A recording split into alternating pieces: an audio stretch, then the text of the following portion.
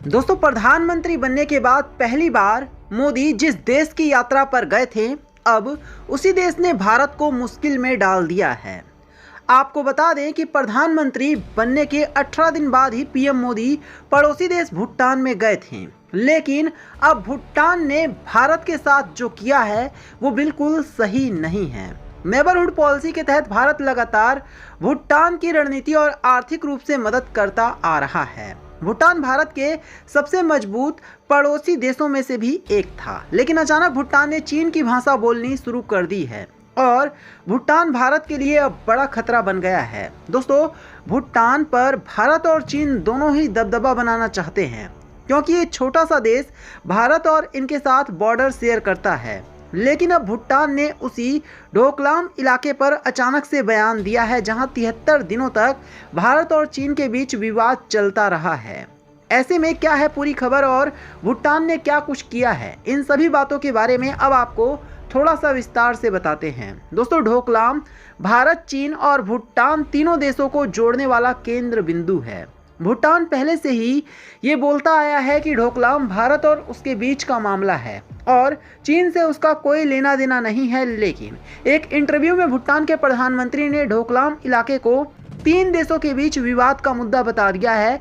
उनका कहना है कि डोकलाम विवाद को भारत, चीन और भूटान को मिलकर सुलझाना चाहिए, क्योंकि इसके बाद में तीनों ही देश बराबर के जिम्मेदार और हिस्सेदार हैं। यानी कि भूटान ने जबरदस्ती डोकलाम विवाद में चीन को थर्ड पार्टी बना दिया है। भूटान के प्रधानमंत्री ने भारत की चिंताओं को बढ़ा दिया है, क्योंकि भारत डोकलाम इलाके में चीन के किसी भी दावे को सही नहीं मानता है।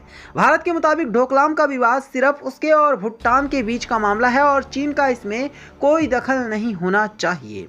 भूटान के प्रधानमंत्री के इस बयान के बाद भारत ने कड़ा रुख अपना लिया है, क्योंकि भारत को भूटान का ये बयान बिल्कुल भी पसंद नहीं आया है। अब अचानक खबर आई है कि भूटान के राजा भारत के दौरे पर आ रहे हैं और माना जा रहा है कि भूटान को अपनी गलती का एहसास हो गया है।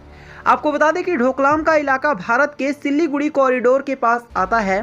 भारत के लिए ये इलाका स्ट्रेटेजिक लोकेशन के हिसाब से बेहद ही सेंसिटिव है।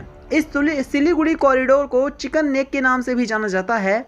अगर सिलीगुड़ी कॉरिडोर पर जरा सी भी आंच आई तो नॉर्थ ईस्ट का हिस्सा भारत से अलग हो सकता है। चीन चाहता है कि डोकलाम का जो विवाद वाला इलाका है उसमें उसे मैप में 7 किलोमीटर दक्षिण की तरफ दिखाया जाए, और अगर ऐसा होता है तो तकनीकी तौर पर पूरा डोकलाम क्षेत्र चीन के कब्जे में हो जाएगा और भारत किसी भी कीमत पर यह स्वीकार नहीं कर सकता है। चीन लगातार भूटान के इलाकों में गांव, सड़क और सिक्योरिटी इंस्टॉलेशन का निर्माण करके भारत के खिलाफ अपनी सैन्य क्षमता को मजबूत कर रहा है।